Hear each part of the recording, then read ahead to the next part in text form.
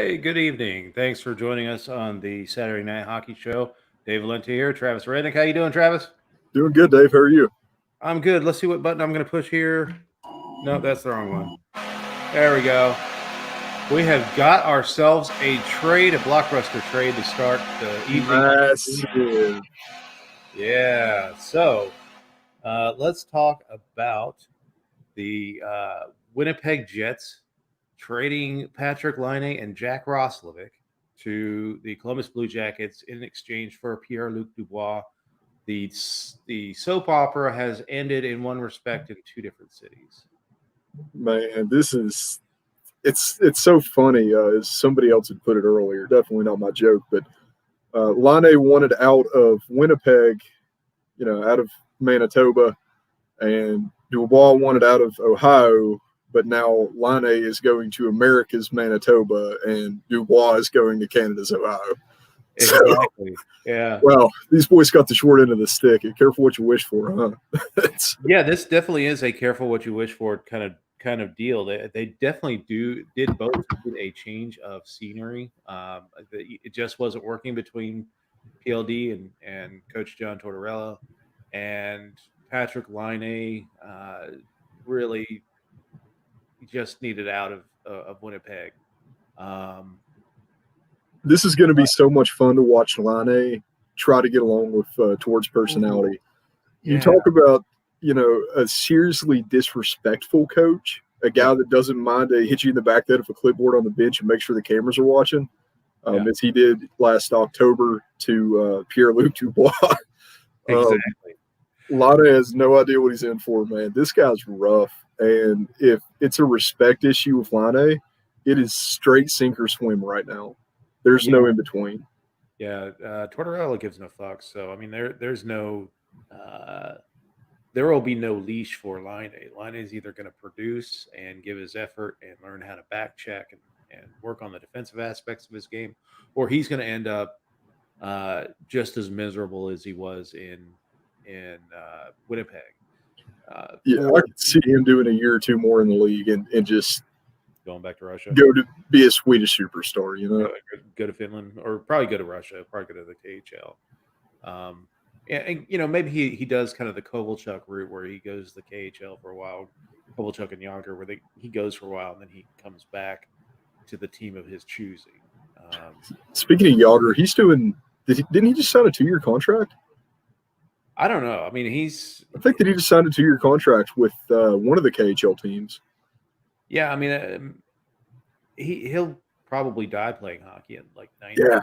I mean, he loves hockey. I mean, he wasn't the best defensive player in the world, but there are people that did question his love for hockey and his commitment to playing hockey. I don't think that really should have ever been questioned, because the guy clearly loves to play. Oh yeah. You don't play well into your 40s. Guys my age, I think he's like 47. I think that he's in his 50s now. Oh my God. Okay. He was in his late 20s in like 95. I watched the interview with him. He's like 27. Wow. Okay. So, but anyway, I mean, the guy loves playing hockey, but I think he's more of a playing hockey in his own terms type guy. So, but yeah, that for Laine, it's immediately produced. I think Dubois got a little bit better end of the deal because the team that he's going to has a little bit more offensive firepower than the one he's leaving. Yeah, I mean he's going to end up on a line. I think at very worst he's going to end up on Wheeler's line. Yeah, it's kind of a test run thing, and that's not a bad dude to be with. Yeah, you know, and they're stronger down the center than Columbus. So he's not going to have to be the guy in Winnipeg as he would in Columbus. They're not going to have to rely on if Dubois doesn't produce immediately, they still have a decent team behind him that can share the scoring load while he gets acclimated. The other issue with the acclimation is these guys, because it's a cross-border trade, um, and I'm sure this is part of the reason why it happens so early, is that with the cross-border trade to go into Canada if you're coming from the United States is a 14-day quarantine, so he's not going to be able to play for the next 2 weeks. Unless they get some kind of special dispensation. But the Canadian government has been very reluctant to hand out special dispensations to their credit because they don't want to have like a one set of rules for superstar Yeah, athletes, another set of rules for their citizens. So which that's respectable. yeah, yeah. So it it makes sense to make the deal this early. That way, he comes in, early February, and will have the rest of the season to make an impact. Whereas if you deal somebody over the trade deadline, I think this is going to be a hindrance on the trade deadline day, which is usually like a hockey fan Christmas day. Uh, that you have your trades, but that close to the end of the season, quarantining, things like that. I think you're not going to see cross border trades. If any cross border trades that are going to happen, they're probably going to happen the next couple of weeks, Yeah. and then I think March is going to be the end of March is going to be a hard stop for most teams who would consider cross border trades.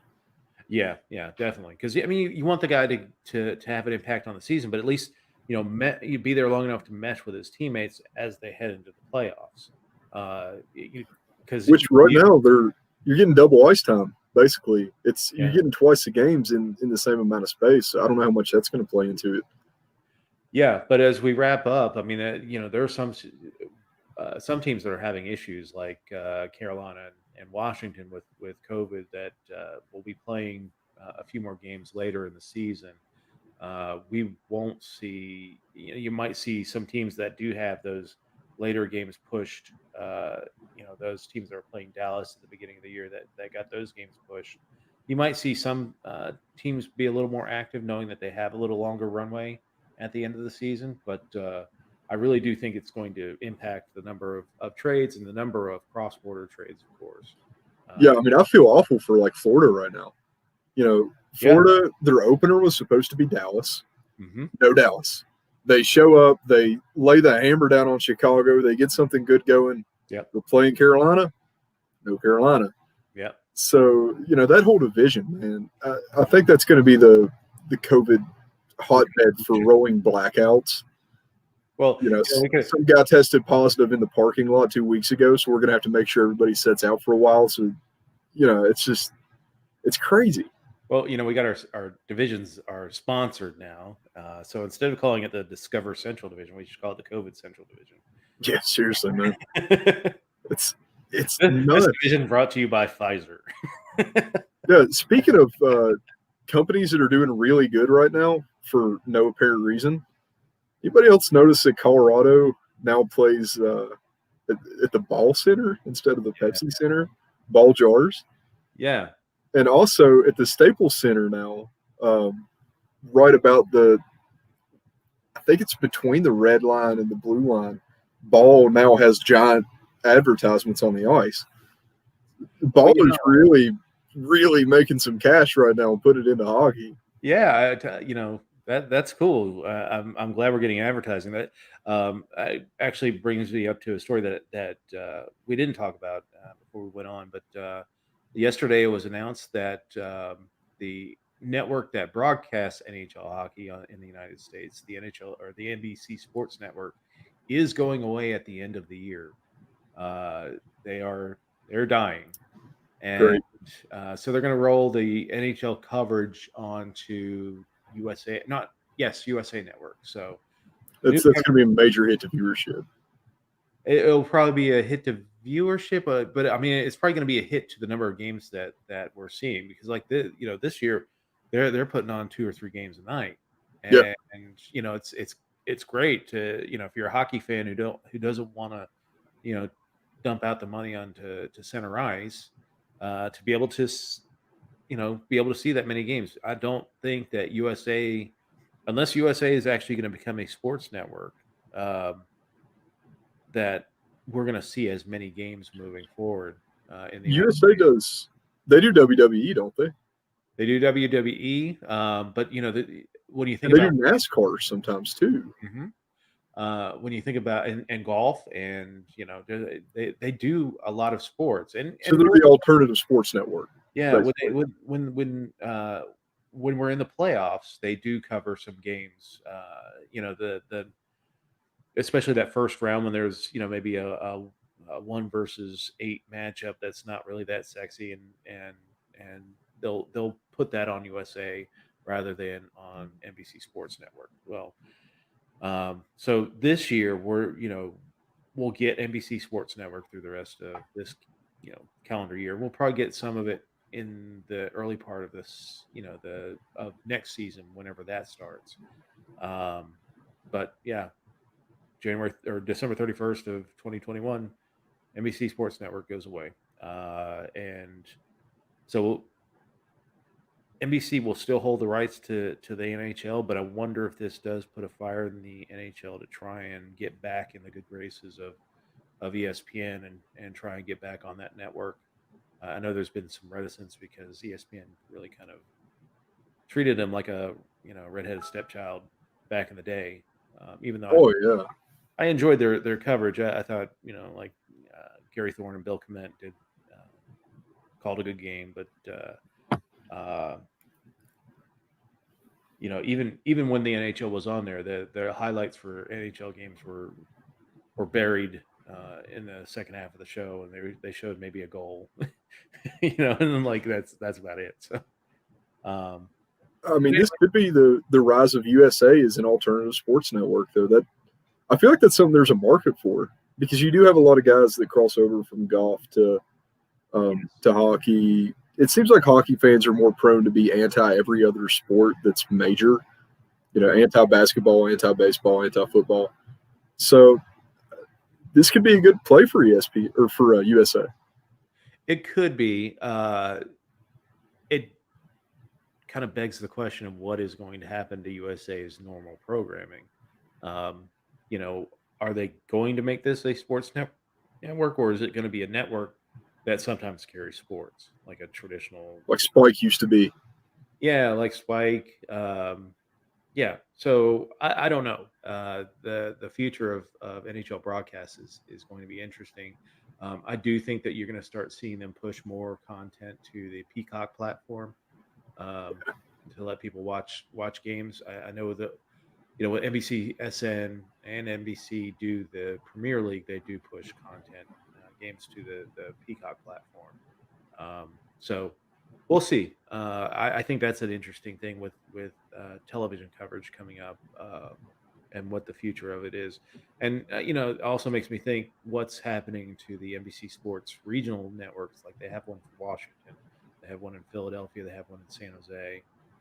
Will those go away? What happens to those regional sports? Now, I know last year, because I've always followed the Avalanche as kind of the third team. Yeah. Arizona, Carolina, and then Colorado. And last year, man, uh, Colorado was having all kinds of problems because the only way that you could watch Colorado play if you were within the blackout region was on a network called Altitude, Yes.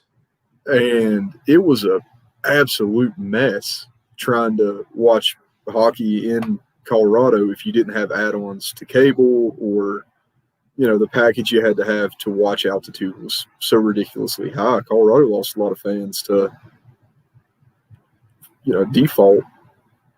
Just I can't watch the game, so I don't care. Yeah. All right. So I've got the chat room open on the Facebook page, and if you join us, actually, we do have a comment on our YouTube stream. So let's. Oh no, it's me. Never mind. So that actually came through on Facebook. So hopefully Facebook is back working on displaying questions for us. So let's take a look at the standings as we have them today. We've had one game this afternoon. That was the aforementioned Columbus Blue Jackets without Pierre-Luc Dubois, dropping a 5-2 win on the Tampa Bay Lightning, and in Tampa their first loss of the season. So this is the standings as they are from this afternoon. Let's see. Vegas is leading the West. Not a huge surprise. They're a fantastic team. They still have a lot of great parts, and when it comes to the end of the season, you have to think that they're going to be competing with Colorado. Um, but the real surprise in this division for me is Minnesota. Look at them; if they're tied with Vegas at 8 points. Nobody in the NHL has cracked 10 points yet, so it's still early days. Even my Sabres we'll get to in a minute. Uh, as bad as they're sucking are still just 5 points out of whatever being in first. So, um, but yeah, Colorado. Had the opening loss of the year, and then they lost to was it Los Angeles? They lost to. Yes. Yeah. Wow. Yeah, you know what? That's another surprise in this division. Even though they're 1-1-2, Los Angeles has played some decent hockey. They've had some late game collapses. Those first two against Minnesota, um, but this team could easily be 3-1 on the season, up and competing for first place because those two collapses, you figure eventually they're going to figure it out. They're a young team. They're going to figure it out, and they're going to, this stuff evens out over the season. But they've had a good start. I'm impressed with the young team that they're building out in Los Angeles, and they're not even putting in their big guys. They do have Byfield, and they Gabe Velarde is on the team now, but it's for Los Angeles to kind of come out of the gates, not at full gallop, but they're not looking awful. Yeah, I mean, right now this division looks like you'd expect it to, with the exception of I would think that St. Louis would be where Minnesota is, if anything. Yeah, St. Louis, they're really proving now that couple's a fluke. I mean, we thought that maybe they'd have an off year. They did. It looks like they're going to have another off year. I think that they took a pretty big hit whenever they lost Bo Meester. I think that was a big morale thing for them. Yeah. Arizona finally did something that I was really proud of. We got the win over Vegas to hand them their first loss. Completely unexpected for me. I barely paid any attention to the game because I didn't want to see what the final score was. Very happily surprised. Congrats to really good last night. They did. They looked really, really good, which I'm not used to be honest. Well, I mean, yeah, for me, the Coyotes are gelling. I think those lines are gelling because you don't see that kind of passing that they were doing last night. If this is a team that's still forming, I think that this team is ahead of the game, and can they keep it up? I hope so. I mean, their goal, Kemper looks phenomenal like he did last year. If he can stay healthy, that back issue comes up, and it comes up a lot.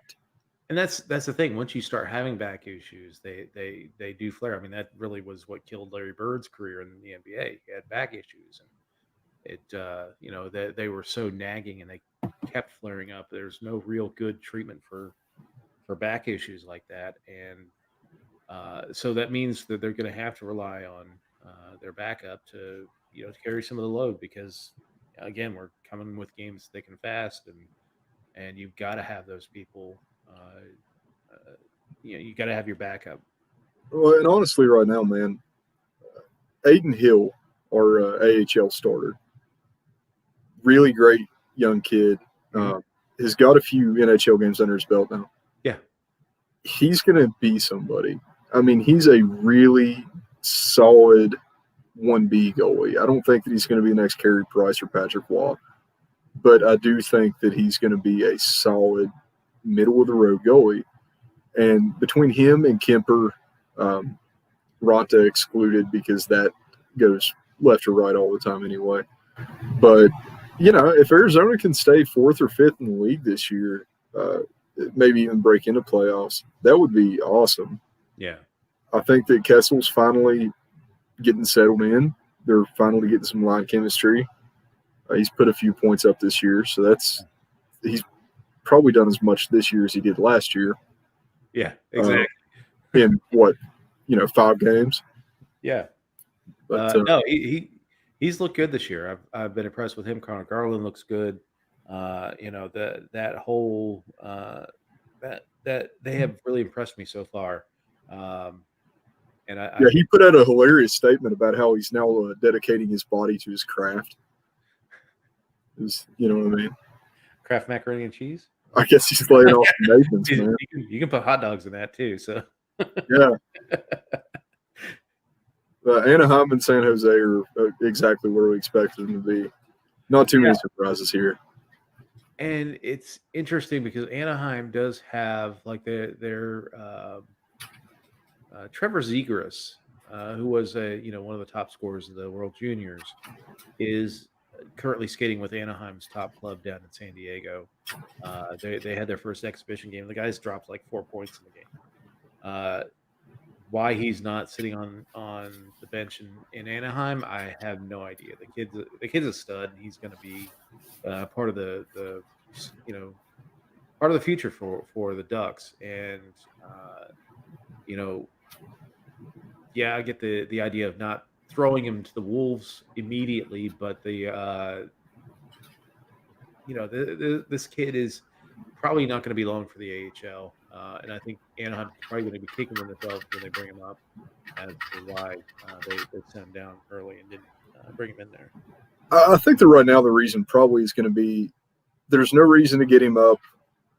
Anaheim knows they're not in contention, so let him get some experience in the AHL, let him dominate the AHL, make that club look a little bit better, let some of those young guys play somebody a little bit better because it's going to help their development too. Yeah. Zegras is phenomenal, and some of their other prospects are going to get the chance to play with somebody that they probably wouldn't get a chance to play with unless they were playing up. So it's good experience for him, trying to do a little bit more work for himself. Yeah, Max Comtois as well. I mean, I think that's the future for the Ducks, and they need to kind of accept that. Yeah, this is a this is the second part of the rebuilding year. You've now drafted the prospects. Now you need to start peppering them into the lineup and putting them with your aging vets. Put them with Getzlaf. Putting them, your defensive prospect or defensive leaders. Lindholm and which right now you've got another aspect of it. It would be really scary as a team to call somebody up right now. Because if I call you up from the AHL, you have to travel to me. Let's say that somebody on your team in the AHL ends up with COVID. That means that you're going to be put on protocol. That means that your team in the NHL is going to be put on protocol. So I think it gives teams that have AHL affiliates fairly closely located. Because I do know that if you do travel by commercial air travel, you're put on protocol. So, San Diego to Anaheim is traffic will probably be awful, but you can get there and you wouldn't have to necessarily expose yourself flying on commercial air travel to get to Anaheim. Buffalo to Rochester, same deal. Toronto has their AHL affiliate in town. Charlotte to Raleigh for the Canes, and Dallas to Austin for the Stars. So those, and you've seen over the last few years that those West Coast teams have started moving those AHL franchises out to, like San Jose. They're actually co-located as well. The Barracuda are located. Barracuda. There's Bakersfield. There's going to be Tuscan. The Kraken. The Kraken are putting their team in Palm Springs, I believe. I So don't even know where that is. it's Southern California, kind of in the interior. It's where it's kind of where a Oh, lot of Palm the Springs? I thought you said Home Springs. I was like, what is a oh, Home Springs? yeah, Palm Springs, yes, the old playground for the rich and famous. Um, but yeah, it's they've smartly moved to, Tucson has the Coyotes, so they're just a short hour drive to get to Tucson. So um, or back from Tucson to Phoenix. So yeah, I mean the AHL, I wouldn't call it pressure. It's just they wanted to have closer relations with their between their AHL teams and their NHL teams. When Los Angeles had their team in Manchester, New Hampshire, that's a haul. Oh, yeah. You couldn't call a player up very quickly. Now you can for a lot of these West Coast teams. So, um, but the Canadian teams will see the issue mainly because like Edmonton has theirs in Bakersfield. Uh, you know, I think there's only two AHL teams in Canada. So I mean, most of the NHL teams in Canada have American AHL teams. Um, so anyway, let's dive down. We've talked about the West, the Great White North. Montreal's leading. Kind of surprised. Toronto is tied on points, but has played one more game than Montreal. Toronto, for me, you know, you you think that they're kind of the class of the division, but again, I just don't trust that defense. Toronto is making me believe in the curse. True. Yeah. I said this year, there's no way. This team is so stacked. This Curse of team, Lack. this is the modern equivalent to the '82 Oilers. They are stacked. I mean, I would say that Colorado's stacked more. Um, but yeah, I mean, if you're putting like a all-star lineup together in NHL 21, Toronto's lineup, at least the forward core, is where you would. That's a good start. Yeah, And I but mean, that defense, Marner, Matthews, Nylander, all these guys are putting up points that are just not. They got no back. yeah. But I saw Leon Draisaitl blow past Zach Bogosian like he was standing still the last game, and Yeah, speaking of Draisaitl and Edmonton, is Draisaitl going to end up overshadowing McDavid this year? Because last year he was trying to. He was getting close to it. Yeah, he did last year. And to an extent, I mean, McDavid still put up a boatload of points. It is sorry, I lost my video here.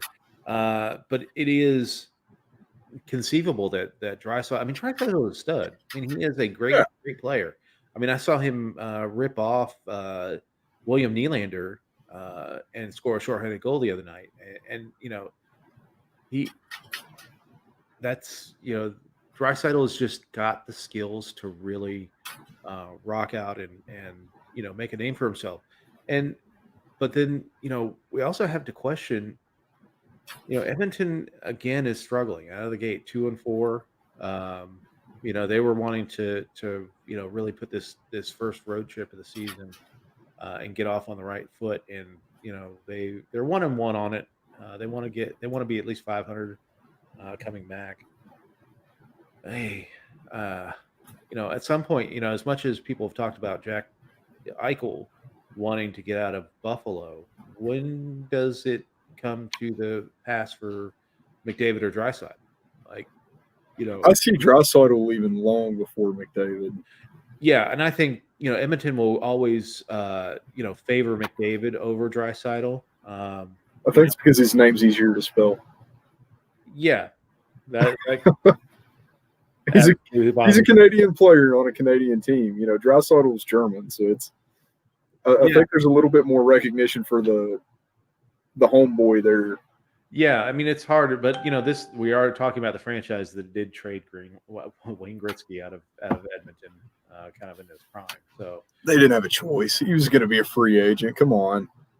they didn't, but and they tried to get a good return out of it. It wasn't that great, but they were able to hang on to the core of the team to eventually get that 91 championship. But yeah, it's not inconceivable that they make that deal.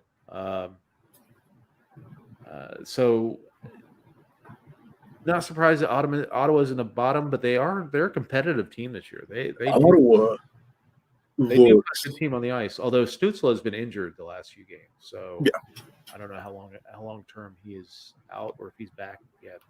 man, Ottawa looks really good on on ice, not on paper. On paper, I don't know who any of these guys are. Yeah, On ice, it's like well, like ninety Ottawa's got percent of them are. great chemistry going. Yeah, 90% of them are recent draftees. So I mean, it's like these are all the young kids that are kind of learning the game together, or at least learning to play the NHL game together. Uh, I think that my big surprise here is Vancouver being on yeah, as low charting as they are. If Calgary's above Vancouver with the weapons that Vancouver's got, there are some serious issues in British Columbia. yeah. What is happening here? Well, Demko's not looked good in his starts. Holtby's been average at best. Um, you know, Yeah, they, but average in this division should be godly. but look at the goal totals. I mean, they're scoring 15, which is kind of average for the division, but they are getting dumped on. They've given up 20 goals. They're -5 on goal differential. And playing their last two games against Montreal, they get a 6-5 win overtime, I believe, and then they get obliterated 7-3 the other night. They're playing Montreal again tonight. This is kind of like a back-to-back home and home series because they played two in Montreal. Now they're playing two in Vancouver. So um, they'll be very familiar with each other. There'll be a nice little level of hate. The uh, end of last game was a little chippy, and I expect these two games to be pretty chippy between the two. Um, but yeah, I mean that they were 500 until they ran into Montreal, and Montreal's they're playing good, man. I'm really impressed with this squad.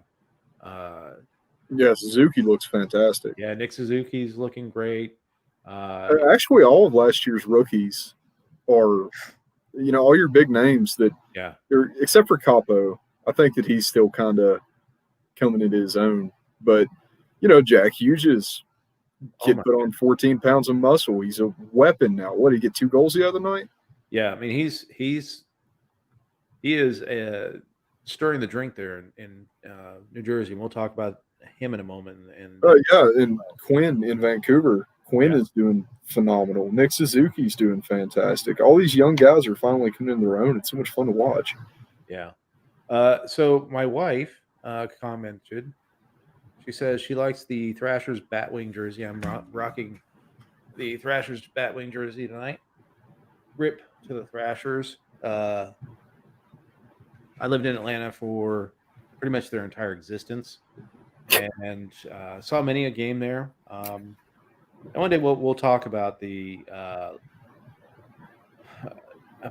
Thrashers and why they left because that was that's just it's such a sad story. Um, but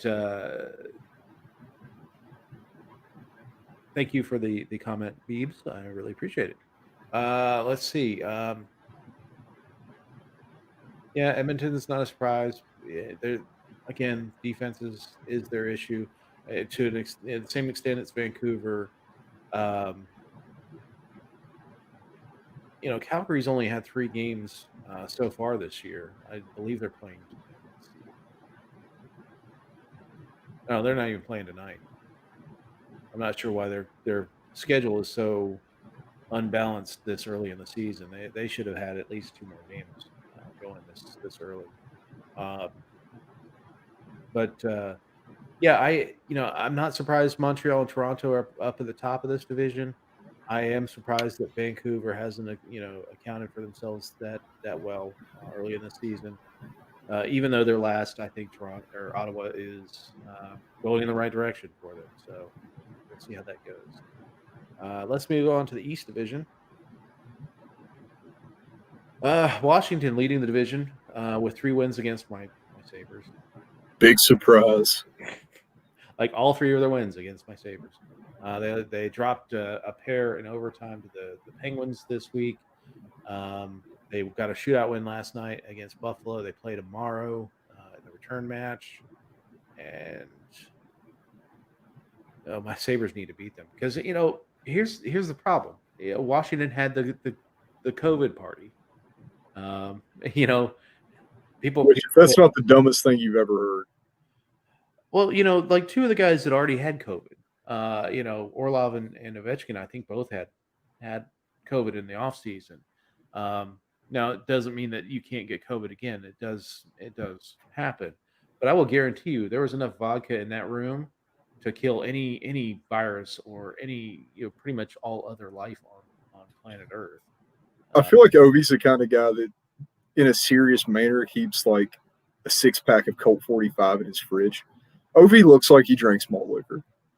he's got it in his locker. Yeah, he looks like he drinks warm malt liquor. I feel like that's the secret to Ovechkin's success. Is something like really stupid like that. Colt 45 works every time. So Philadelphia, again, not a big surprise. They're at 7 points, just 1 point behind the Caps. They look good out of the gate, although that one loss was my Sabres' one win of the year. They dropped six goals on them on Monday night. That was That was a beatdown. I was surprised. Coming off the unnecessary roughness. yeah, well, yeah. I wish they had saved some goals for the next game when they lost 3-0. But Yeah, that game was fun to watch because they looked prepared coming out of the gate, and of course you can see my Sabres floundering there at the bottom. To me, the big surprise of the division is the Rangers. Rangers are just not. They don't gotta look as get something perfect as they used together here. They don't have a line that connects. to. Yeah. Zabinajad, every time you look at the guy, he's got a frown on his face. Panarin, I don't know what his deal is, man. Panarin is probably the first or second most potential for a young guy in the league right now. That's not first year or second year. Yeah. What happened here? I don't know. I mean, maybe they began, reading too much into the hype coming into this season. You have not only do you have the great veteran guys like Zibanejad and Panarin, but now you've got these 2 studs, Taco and Lafreniere, and I think they and Shesterkin in goals. That was the reason why they were comfortable with letting Lundqvist go, and Shesterkin just doesn't look all that good. No, Maybe he's struggling with the fact that he's the dude now. Georgiev is he's a competent backup, but I think he could start for quite a few teams. Um, but Shesterkin just doesn't look ready to be that number one yet. no, it's a team that has no balance. Lafreniere, I think that he probably will at some point show up. I don't know if it's going to be this year. Yeah, You know, I mean, he's he looks good. yeah, he's gonna have to be like Hughes and put on some more muscle and Yeah, work on his physical game because he's still a young. I mean, 18-year he old. plays timid. Yeah, He plays like he's scared to be there. which I would be. This is a big bad division. You're not going to get a night off. The Devils, have proven that any team can knock you around. The Sabres are throwing hits. That's the last place team in the division. So, that there is no night off in the East Division, and he's going to have to learn how to up his game to be able to survive this year. Because if he continues to play timid, he's going to get wrecked. Well, but you watch him play, and the majority of his problems is he's missing passes. He's not connecting passes because he's scared to look at where the puck is on his stick. He's scared to put his head down longer. He won't even glance down. Yeah. His head is on a swivel, and it does not swivel down. That's his thing. There's no balance for him. It's just, am I going to get hit? Am I going to get hit? Am I going to, you know what I mean? Yeah, and he's got the physical skills to keep it, put his game at a a higher speed and make those decisions. It's just I think he doesn't trust himself at this point. And as a I don't blame him. I probably wouldn't either. Eventually, he's going to get tired of missing passes and dropping passes or losing the puck, and he's going to start putting his head down, and he's going to do it for too long, and he's going to get wrecked. Yeah, I mean, he has to get his one good one in. Yeah. Early. Let's just hope that his one good one doesn't put him in the same position as Korea. Yeah. You don't want or Eric Lindros or somebody like that. Yeah, I mean, you don't want somebody's career ended. You want him to get a nice solid check, clear the sinuses a little bit and move on, not lose any time. But the longer it goes that he's timid, the worse it's going to be when it actually does happen. My least favorite team to watch in this division so far has been Boston. Oh man, it is so sad. What you ever watch an empire fall? Yeah, I mean, they're 2-1-1. It's not bad, and I Look caution who they played though. yeah, and I will caution everybody that no matter what your team is doing right now, like my Sabres are 3 points, but they're 5 points out of first place. It's not the end of the world if you get off to a slow start, but you got to start picking up your pace. Same with the Rangers. Boston, a decent start, but The best news in Boston is that Bergeron is skating again. Yeah. He's no contact jersey, but he is on ice. And I think if they're going to have a saving grace to end up a top 3 team in this division, that's going to be it. They have to get Berkey back. Yeah, get Bergeron back. Hopefully, get Pasta back at some point at some point in the season. But I still think that they're just having issues getting that defense to gel. With all the changes that they've had, the lack of that lack of leadership that they lost a shit ton of leadership this last year, and how do they gel and how do they keep the puck out of the net?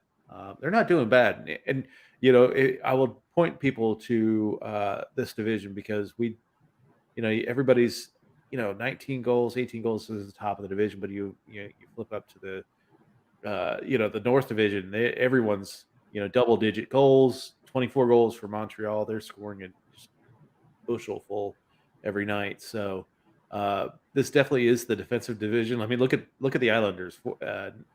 Not 3-1 on the season. They got shut out by the Rangers in the second game, but 9 goals scored and 6 goals given up in those 4 games. So it's a stingy Trotz defense team, and not a surprise to see where they're going with that. Yeah, I mean, if you gamble, this is the year of the over. Yeah, just nail that 6.5. It doesn't really matter who you're playing as long as it's not in the East. Yeah, I wouldn't bet over in the East, but in the North, yeah, absolutely, every night. They're going to start having 7 or 8 overs in the in the North. It's going to be funny whenever you show up to Montreal and Edmonton and the over's 8.5. Yeah. It's still like just a 120 spread. All right, in our final division, and last night we had our first, or the final team finally got their season underway, and that was Dallas. And they dropped a touchdown on Nashville.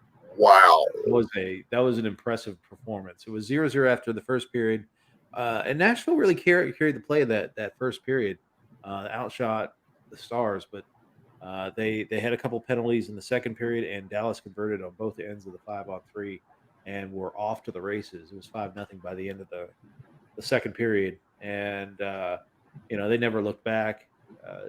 Great start for the Stars. The Stars this year look like the team that should have won the Cup last year. Yeah. If this team would have shown up last year in just one more game against Tampa, you would have the Dallas Stars champion. Yeah. Gurionov looked great. Radulov looked amazing. He had a couple goals. Of course, I forgot to start him in our fantasy league. That's all right. Last night I forgot to start ranting in our fantasy league, so I missed out on the game winner last night. But I'm still leading my week. Although I'd lost first game of the season by 0.5. It was a tough one. We've got Chicago, the new Detroit. Yeah. That's kind of an interesting change. And you know what? Tomorrow, the national game that they're broadcasting is Detroit and Chicago. Why would they? Well, because it's a dead dynasty. It's a dynasty that's been dead since Probert was playing. Or it's a rivalry that's been dead since Probert was playing. Yeah, I mean, Probert. Whenever Probert went to Chicago, that was the last time that it was an interesting game. Yeah. So Detroit and Chicago are the national game on NBC. This is not a game I would introduce a fan of hockey or prospective fan of hockey to. Both teams are struggling, although Detroit's got a couple wins. They had a nice overtime win. Dylan Larkin bounced the puck off of Tyler Bertuzzi the other night. But the complete, Chicago's looked awful, and I don't want a prospective hockey fan to get exposed to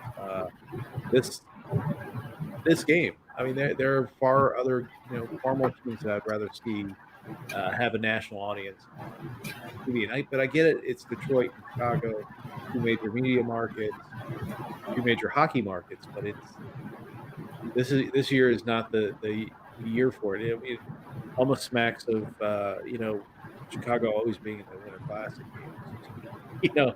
Yeah, well, Chicago, we're finally seeing what the results of what Boston is also falling into. The old are dying off as far as the league's concerned. You've got Taves. Will we see him play again? I mean, I feel like Taves is going to retire out. Yeah, which will help Chicago because they still got several years on that contract remaining at $11 billion. Yeah, but the 2010 Cup team is finally fizzling to a complete just dead stop. Seabrook to Brinkett, Taves. Kane still shows up, but Kane is that really weird guy that shows up in weird places and nobody really understands him, especially in interviews. Yeah, I think Kane at some point will probably ask for a trade.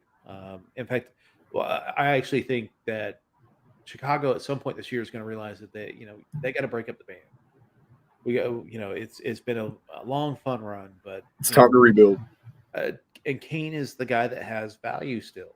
You're not going to get anything for Duncan Keith. You're not going to get anything, of course, for Taves at this point. So Kane is pretty much that piece that you got to move, get some young folks back in, accelerate the rebuild.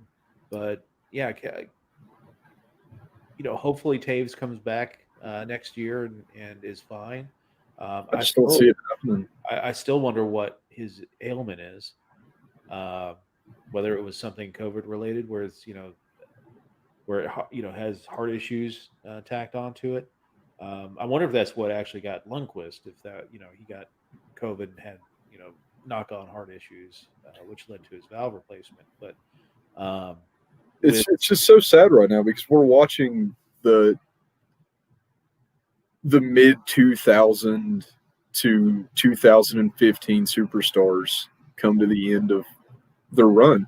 It is. It's sad because Crosby still looks good and Ovechkin still looks good. But they're exceptions to the rule. You've got Lundqvist, Crawford, Taves, guys like who else is another big dynasty? Chara. Yeah, well, Pavelski and Thornton are, they're getting up there. I mean, Thornton's had a pretty good run with the Leafs so far, but you get stuck with your line mates, and I think I could throw in some goals even though I can't skate. So, Yeah, I think this year and next year you're going to see a ton of future Hall of Famers retire.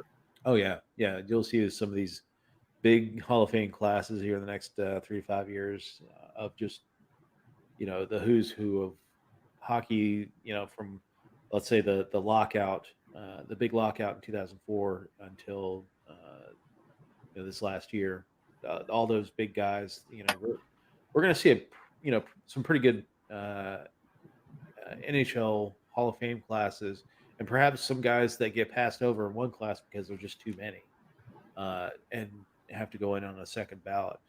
Uh, but yeah, it's interesting to see the end come for Chicago. It looks like Boston's kind of in that same boat, although Pittsburgh. Pasternak is gives them hope, and but they're going to have to come to the realization that these things end, and you have to get out while there's still value on these players. Chicago held on to their players too long, and that's going to harm them uh, rebuilding their team. Yeah, spoiled apples. Yeah, because they don't they lost value for those guys. That they lost potential return for those guys on that team. And yeah, Taves and Kane do have no trade clauses, and Keith as well have do have no trade clauses. But you know, I'm sure them seeing the writing on the wall a couple years ago that the team was just not faring that well, that they would have been amenable to moving to perhaps a contender that needed somebody to help push them into the playoffs. Carolina. Wah wah. Yeah, so Carolina's getting a bunch of COVID. They had a bunch of COVID positives and had to shut down, which has really impacted the Florida Panthers. I mean, look at the Florida; they're in third place in the division with 4 points because they won both of their games against Chicago, but Two they've only played games. 2 games because their first 2 games were canceled because they were playing Dallas, and Dallas didn't start until this last week. And now they lost the games this weekend against Carolina. So, you know, Florida might get into the playoffs by having 100, 1,000 point percentage because all the other teams in this division are going to be knocked out of COVID. So, and I it's am so excited to see what Dallas does to Florida. yeah, it will be interesting to see. If Dallas, it may be just a week and a half of watching hockey and having all that pent up frustration push Dallas last night. We'll see, in the as they come back to play their second game. Will they have that same intensity? Can they keep it up over multiple games? It's a good team. I like the young guys like Guryanov and Kiviranta and Rope Hintz, and the got a really good young core. But you also have the good veteran mix with Radloff and Perry and you know. Perry's on Montreal now, Oh, that's right. No, I'm Jamie Benn. Although Jamie Benn got injured last night, yep, so and he is probably out for a while. yeah, his knee buckled. So I'm worried that Isn't Sagan out right now? Sagan's out. So there's two of the big names of Dallas that are. Bishop's out. Although Hudobin, I think Hudobin's going to be the starter moving forward. Yeah, Hudobin's going to do what Kemper did in Arizona. Yeah, You had Auntie Ronta starting, and then he got injured, and Kemper took over, and he never went back. yeah, exactly. So yeah, I mean we'll see what happens with Dallas, whether they can keep it up, whether they can survive the injuries. Um, What's going on in Nashville? Nashville is the one team that has more big names than anybody that can't connect other than Toronto. I don't know. I feel bad for them, man. Yeah, I mean they're 500 at this point. but yeah, I mean they got blown out in this last game, and their losses they have not looked good in. Well, Soros is the best looking goalie on ice half the time. Half the time, yeah. The You don't problem, know which one you're going to get. You're either going to get wet the bed Soros or you're going to get stand on his head, Patrick Waugh in playoff Soros. You just don't know. the goalie he reminds me of is old Atlanta Thrasher Kari Lettinen, because it was either Kari let none in or Kari let him in, and like one game he would look like an all-star goaltender, all-world goaltender, and then the next night he's that red lamp is pretty much on the whole night, and Yeah, I mean, I swear Soros just flips a coin at the start of the game and decides whether he's going to show up. Heads, I win. Tails, you lose. It's yeah. But yeah, it's this division is competitive. Columbus is they made the I think they made the trade at the right time. Um, I really question who they got in return for this one. Columbus. Honestly, for me, I would have gone out to LA and did the trade and get some some of that really high end talent that LA's been accumulating. you know, maybe that's Torts and Kekalainen, kind of tweaking Pierre-Luc Dubois for pushing the trade and trading him to a place that, because Dubois wanted to be in a bigger market, Right. and oh, you want to be in a bigger market? Well, we're going to trade you to the smallest market team in Canada, and have fun there. It's cold too. Columbus is the weirdest team to watch because they're so lucky. I mean, Columbus makes these giant pushes. They make these giant trades. They get super big names. They still suck, but it doesn't like negatively impact them. They're never worse off than they were whenever they started somehow. Anybody else pulls what they pulled a few years ago with picking up Matt Duchene, Artemi Panarin, and Sergei Bobrovsky within 2 days. And Yeah, they were like, okay, we're making a push.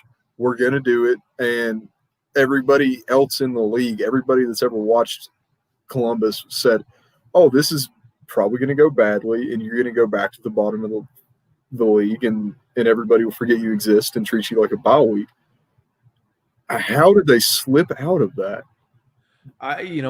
it's Torts. I mean, Torts and Trotz are defensive minded coaches that when all else fails, they at least they're going to have a good team. Although this year, I mean, look at the goals for and goals against for Columbus. They've had some off nights, and but the Torts has always preached your even your star players, which is why Dubois wanted to get out and why he's lost a lot of these big time forwards. Is he expects you to play defense. He expects you to back skate, get back into play.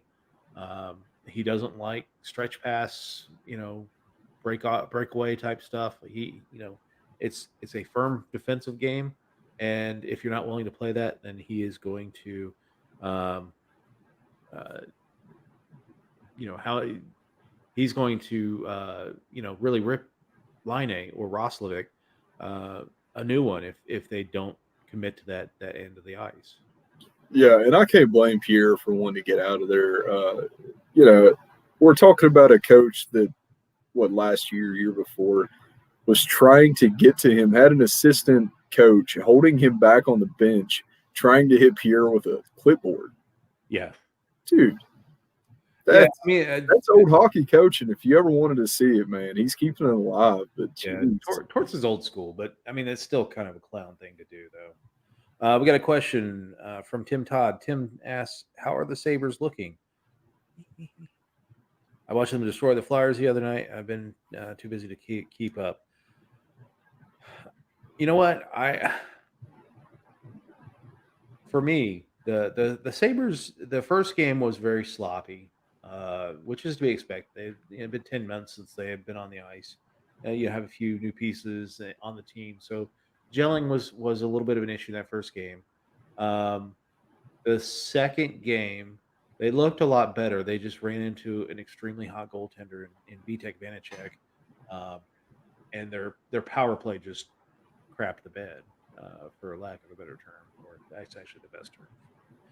Uh, the third game is when they jumped all over the Flyers, and it looked great. They looked hungry that night, and I think to an extent the Flyers really were believing the hype, and they were feeling good about themselves, and they weren't ready. They were expecting the Sabres to come in and kind of lay down for them, and that didn't happen.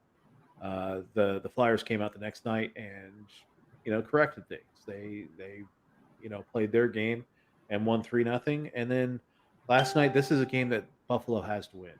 When Washington has their top four players out of the lineup, um, and they don't, you don't get the win. And granted, we went to the shootout, we got a point in that game. That's all well and good, but that's a game you have to win. You can't be satisfied with moral victories at this point. This team can't be. We're rebuilding. It's a situation where they got to put their foot down and say, what, this is not acceptable anymore when it comes to hockey. We don't take moral victories and keeping it close in Washington and getting a point out of it. Um, it was good to see that Dylan Cousins, kid, looks terrific on the ice. I mean, he's going to be on that first line before the end of the season. Uh, he had a rocket of a goal, his first goal in the NHL. You also have Eric Stahl getting his first goal with the Sabres, and Riley Sheahan getting his first goal with the Sabres. So it was nice seeing new guys score. I'm still concerned that Jack Eichel has not scored a goal yet this season. Um, but he was the other night tied for the league lead in points because he's dishing the puck all over the place. So um, it's a work in progress for the Sabres, but they got to they got to put the hammer down. Um, you know, this next game against the Caps, again, they're going to be without their top four players. They're also going to be without Tom Wilson, who got injured in the Sabres game last night. So if there's ever a time to hop on the Washington Capitals, here it is, man. You got to do it. The first hockey injury that I don't actually feel bad about. I hate Tom Wilson. Everybody who's not a Washington Capital fan hates Tom Wilson. I've ended relationships over Tom Wilson. Yeah. Um, he's the new Scott Stevens. What do you do? Well, I didn't even hate Scott Stevens. I mean, I just knew that you didn't go, if there was ever a dude that you didn't have your head down around, that was Scott Stevens, but Scott played within the game as the game was played at that time. I would say a lot of his hits now would be fine and suspension worthy, but back in the day, the check on Paul Kariya in the Stanley Cup Finals, every time he crushed Eric Lindros. Some of those would probably catch a ban for a little bit. Well, today, Dave, we call rushing charging. Yeah, it's punishable by fine and suspension. Yep. Yeah. I think that Corey Perry's the closest thing we have to playing like Scott Stevens today, and it hasn't served him well. No. I mean, the big thing out of the Winter Classic game last year was him taking a dumb game misconduct penalty. Yeah, we got walked out in the first 30 seconds of the game. That actually, I will put Nazem Kadri on that list as well. Kadri's rough guy. He's a rough guy, and that's the reason why they brought him into Colorado. But that kind of play is what got him out of Toronto because he would cost them in the playoffs. He'd take a dumb. Same thing with Tyson Berry. Yeah, it's the exact same situation. Yeah. They take dumb penalties and cost the team in the playoffs, and it happened more than once for Kadri, and got his ticket punched out of Toronto. But I think that does benefit a very skilled team in Colorado, whether they can convince Kadri to not do the dumb. He's a very skilled player, and I think if he could tone down his dumb play, he will serve the Avalanche very well, especially as going into the playoffs, as protection for the higher skilled players. Yeah, or at least get a little bit more sneaky about it, like Marchand licking guys. Oh, you know what? I will tell you though, this year, if he licks somebody this year, I think that's probably a 20-game ban. Yeah, that's a league right That's there. COVID protocol violating It's stuff. amazing how much the world's changed in 1 year. You can't even lick Brendan Lemieux anymore. It's crazy. I know. What have we come to? But with Brad Marchand was chirping about the Washington Capitals getting. He said it was a lack of respect for the game, and like everybody's like, dude, you licked the guy on the ice. Like when we're talking respect for the game, I don't think licking a dude. It's creepy even without a global pandemic. Yeah, it's I just don't know about him. I don't know if I want to know about him, honestly. Marshawn's one of those guys that, like, whenever he walks into the room, you just kind of look the other way and hope that he doesn't walk up to you. But you know what? I think once his playing career is over, he will be on. He'll be on broadcast. He'll be on a broadcast, whether it's with Nesson broadcasting the Bruins specifically. But I don't honestly think that he's going to be a national broadcaster, like a color analyst type guy. I think that he's just going to be a Conor McGregor hype guy. I think he's just going to follow Conor McGregor around and Maybe just keeping him warmed up, drinking proper whiskey, doing the wheel walk. Yeah. But I do wonder, with a guy like Marchand, if he does not, if he drops some, kind of Mike Milbury esque stuff that gets him in trouble on a broadcast. But that's the thing I would be concerned with him. But I think his personality is ripe to put in the booth or as a studio analyst between the games. How about Babcock? I didn't watch the national broadcast to see him talk. I haven't seen him yet either. I'm just honestly amazed after everything, all the accusations and stuff, that they choose to replace Milbury. Yeah, they're definitely not going to bring Mike Commodore on to sit next to him. Commodore, he was like, when Babcock got fired, he was like throwing his own little party about that. He does not like Babcock. And yeah, there's been lots of accusations about Babcock. And I did see them talk about, or he did open up about some of the accusations about him. Mitch Marner, where he had him say who are the hardest working players on the team, and it got out. I will say it raised my respect for Mitch Marner because it was a difficult situation for him. Like I posted kind of his bulletin board material and as a rookie having to go through that, and I don't know if it's been verified by Marner, but Babcock said that he went to Marner and said, "Look, I want to walk in the dressing room and clear the air about this. This was my mistake. I knew the moment I mentioned this that it was going to be an issue for you, and this is on me." And he felt bad about it. I think it's too little, too late, though. But Marner said it didn't want him to do it. He said he would take the heat, which is, what? Hey, that's class on Marner's, and that's captain level stuff right there. That I accept what I made those pronouncements, and I'll accept the heat from it. But yeah, I will be interested to see how long. I think at some point Babcock's going to get another chance somewhere. I think he's going on TV just to kind of let people know that he's still around. But I think he really does want another NHL gig. Yeah, I could see it. I mean, I could see Babcock ending up actually working internationally as a coach because he's got such high esteem with some of the foreign players and stuff. Babcock could do really well in the Finnish league, or maybe in the KHL, which would be interesting. Well, I mean, that's where Mike Keenan ended up going. Yeah. He wore out his welcome in the NHL. So yeah, it'll be interesting to see what the whole future holds for Mike Babcock.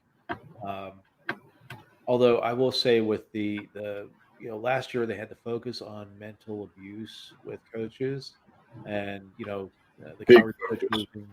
losing his job, and I don't know that perhaps he's gonna have to show something more to for the league to feel good about him coming back behind the bench.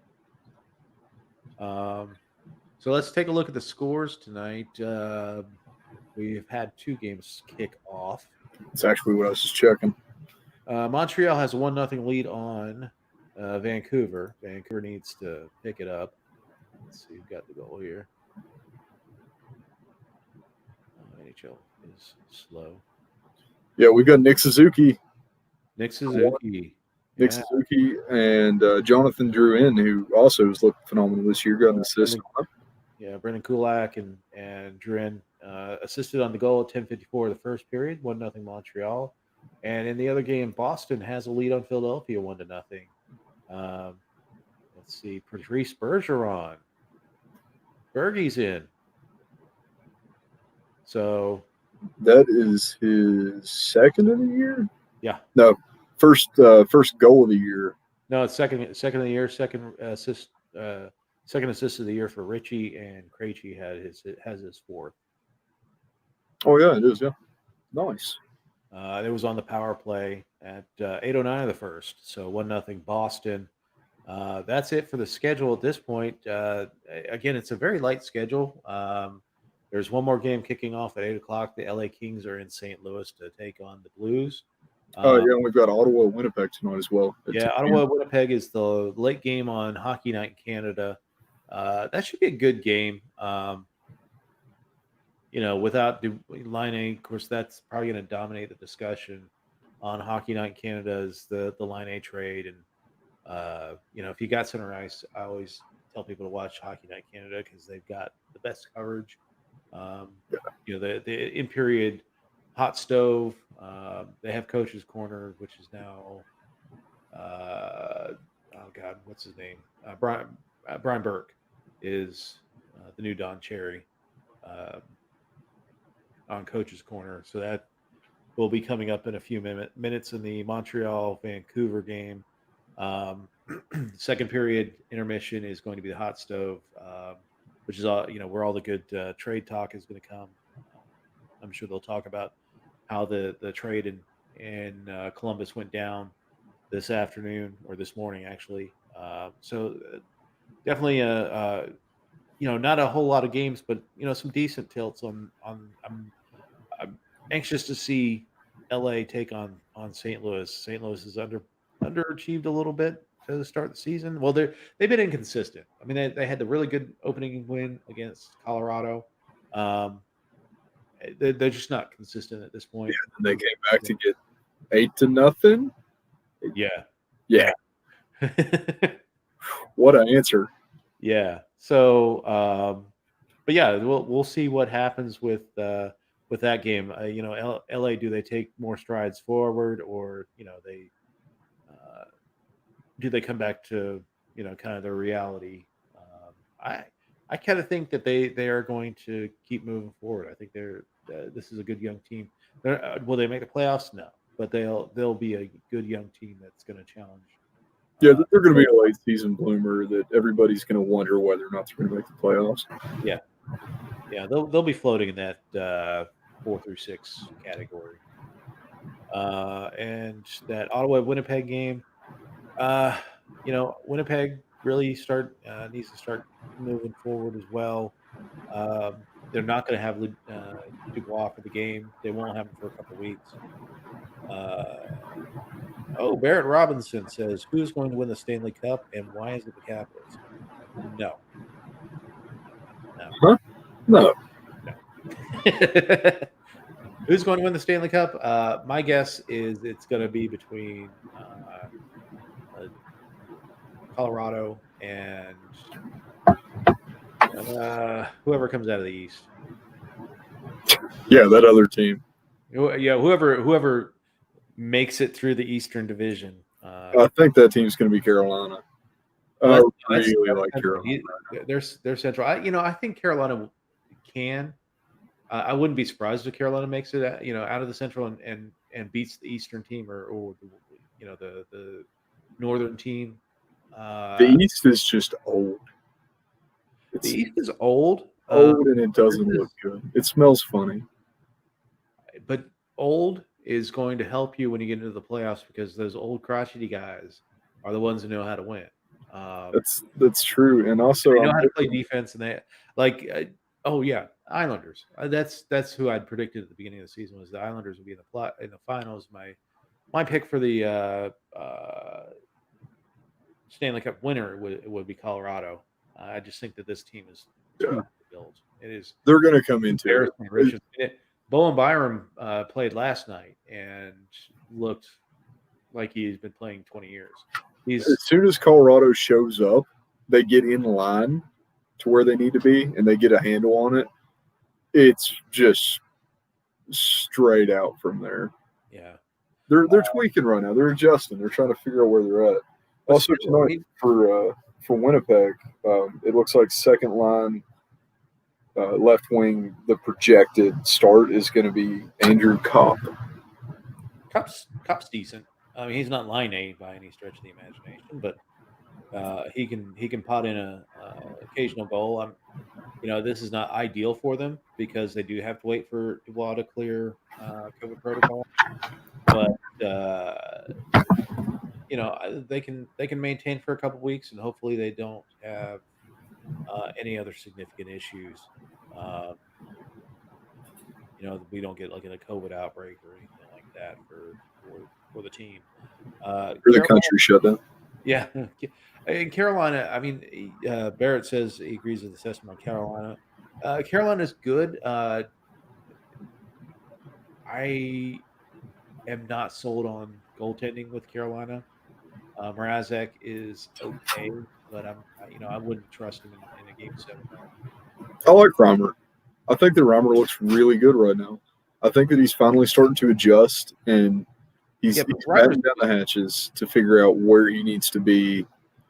If anything's going to be the saving grace for Carolina, it's that defense, man. That defense is unstoppable.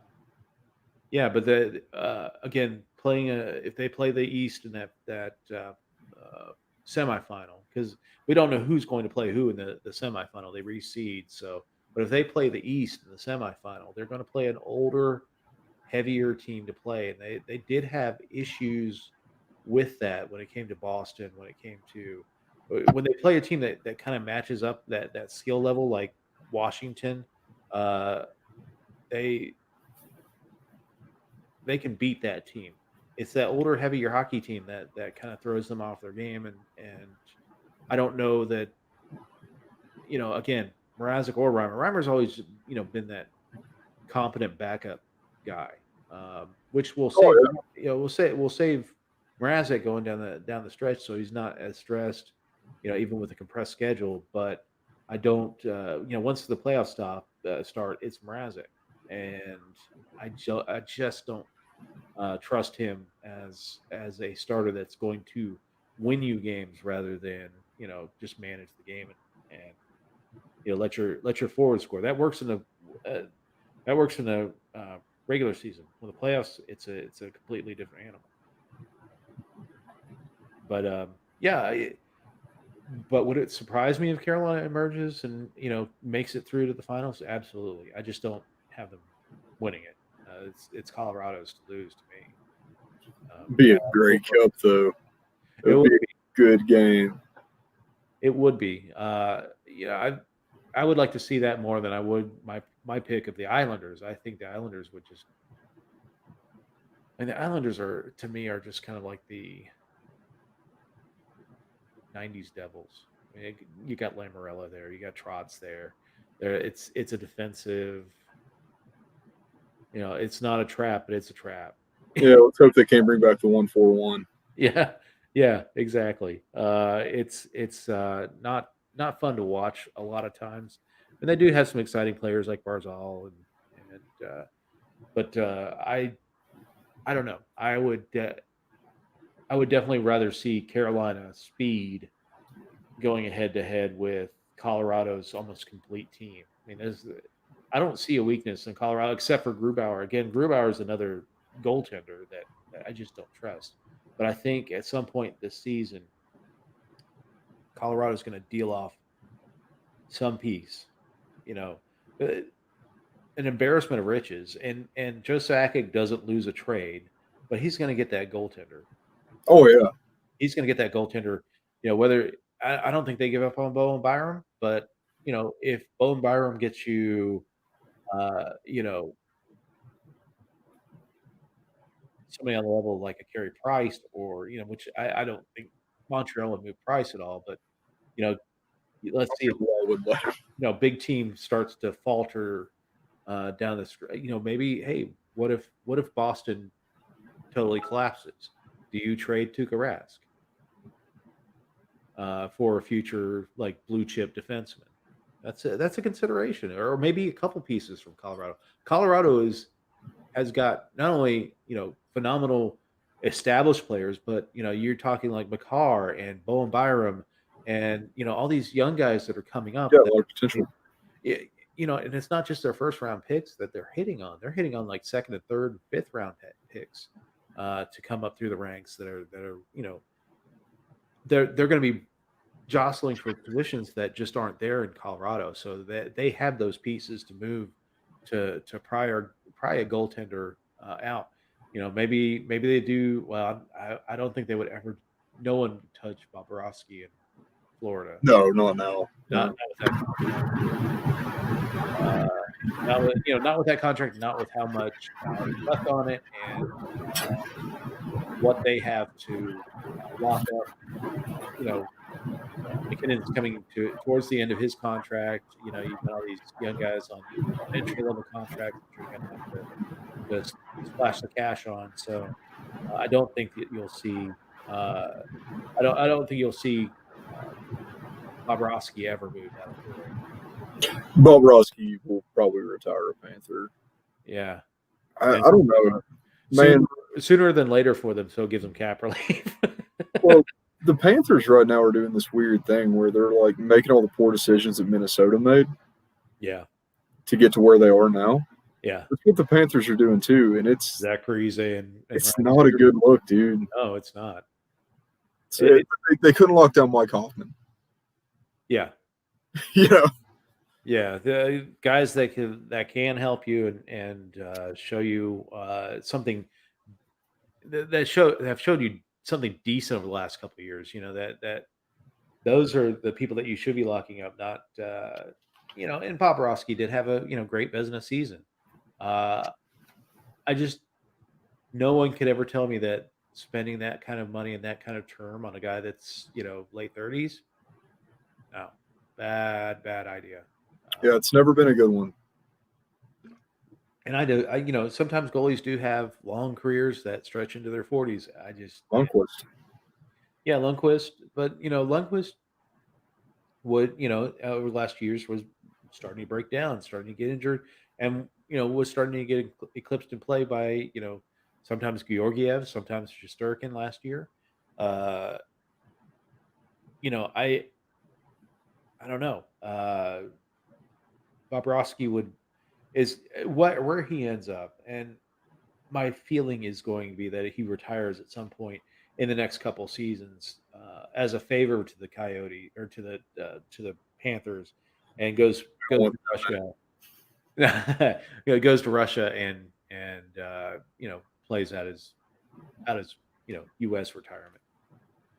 Uh, but yeah, uh, there will be a team that has a decent goalie that falls off the face of the earth, and they're going to end up using Colorado's going to end up using those excess prospects and picks to sweeten the pot to get that goalie over, and maybe even have team that's trading the goalie retains some salary, so it, doesn't leave them in a vulnerable position moving forward with their other contracts. But and again, Joe Sakic doesn't lose a trade. He's a magician, Yeah.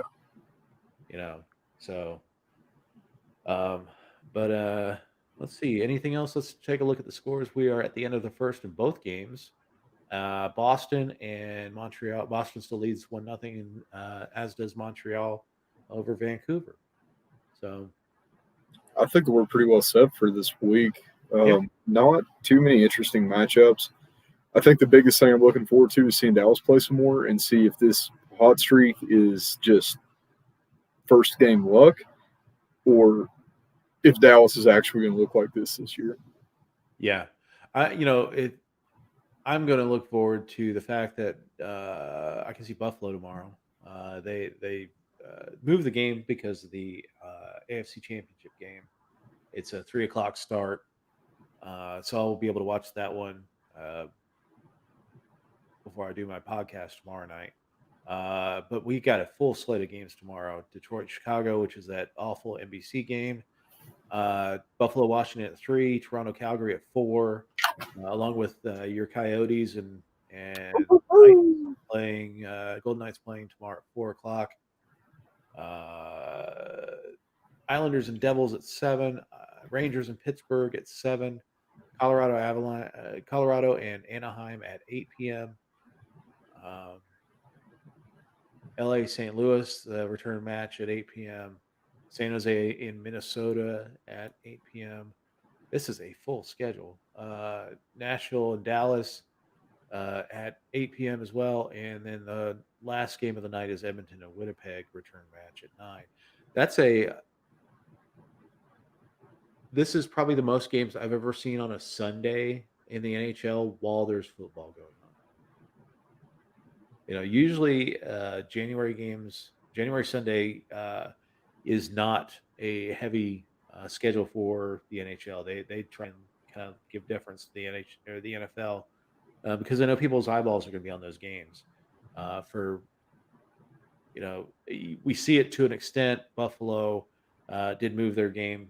Actually, got Washington to move the game up to 3 o'clock, but uh, there are several games going up against all of those. The NFC Championship game for 3 o'clock, and then the uh, AFC Championship Buffalo and Kansas City at 6:45. I think is the start time for that game. So, Yeah, and the funniest part is Monday's lineup for the NHL. yeah, my Sabres. Oh no, I'm sorry. Monday, Monday is Ottawa, Vancouver, and that that is is the it. only game. That's 10 o'clock too. Is the NHL making a push to take over the NFL here? What's going on here? We got No, one game. It almost looks like they scheduled this game so they could say that they had the consecutive days of hockey. yeah, The 118 consecutive days, and this was like an afterthought. They're like, crap, we forgot on Monday, and they just threw this one in. right. Yeah, let's make Canadian teams play it. Yeah, this is the interesting day of the calendar that you'll only have this one game. Usually when they have, We'll watch the highlights. yeah, when they have one game nights, usually it's an East Coast game, so it's 7 o'clock, and everybody watches the game. This one, 10 o'clock. I gotta get up at 6 o'clock the next morning, so I'll probably just catch the highlights of that game. I will be on the road for the majority of this week. I think I've got one day that I'll be stationary. Yeah. So a lot of listening to the game on the radio. I've perfected the art of visualizing what's going on the ice now. Yeah, definitely. I want to thank everybody who's been watching tonight. Barrett Robinson says, enjoying you guys talk about this. I've fallen out of following other teams this year because life has been so busy, embarrassingly behind in my knowledge. I feel that way too. Like it's been hard because you didn't have that calendar going like it always does. I always got really hyped up to, start digging into stuff in September. And, we just stopped playing games at that point, or we were still playing games at that point for the previous season. And, having the season end in October when that's when the season start. It's supposed to be starting for us, and it's been off this year. It's been hard to really focus on it. Well, we had that big period of life off, so now like Yeah, it's like you haven't run in a few years, and then all of a sudden you decide that you're going to go try to do a mile. You yeah, forget how. Like parking my car takes more effort now than it ever has because I forgot how to drive for a few months. It's just everything seems like it's a little bit harder, and following sports doesn't have the appeal of getting away as much as sleep true. as it used to. So But I will say this summer when baseball and hockey started coming back, that was that was very helpful for me because I had gotten to the point where I was just like, I can't watch the news anymore because I don't want to watch. I don't want to watch. Our governor Can follow the guidelines. talk about the coronavirus. got Uh, that button ready. yeah, Can follow the guidelines. hell yeah. Oh, Oh, Kim Jong Un, man. I couldn't watch any more of the COVID briefings. I couldn't watch any more of the news. I needed something. Bob Evans open as bad as the rest of you, but Yeah. You want to eat the Bob Evans? Eat the Bob Evans. But yeah, it's it was nice to see it come back and provide a little bit of normalcy in that just crazy last year. But we definitely need. It's great to have hockey back. I hope we don't have the issues like the NFL had moving, having to move a ton of games like we have in these first few weeks. I hope things start getting better. I do think that we'll start seeing. Uh, I won't be surprised to see as the vaccine moves from being age restricted and uh, healthcare worker restricted to profession restricted. Um, I do think that you're going to see a mass vaccination effort within the NHL, yeah, um, and that should alleviate some of the issues with having to reschedule games. Um, I do think that the NHL was wise to really come down hard on the Capitals for their COVID violations because you don't want teams doing this. Yeah, and I think it does send a message to other teams. And I I wonder if it gets to the point where if a team does a mass violation like that again, do they as we get closer to the end of the calendar, do they make them forfeit? Is that on the table? imagine being the guy that went out to get ice cream and got your team kicked out of playoffs. Well, and not kicked out of the playoffs, but you lose a game or you lose. You know, Well, but why wouldn't it hold? If that is what ends up happening, why would it not yeah, hold weight in the good. playoffs?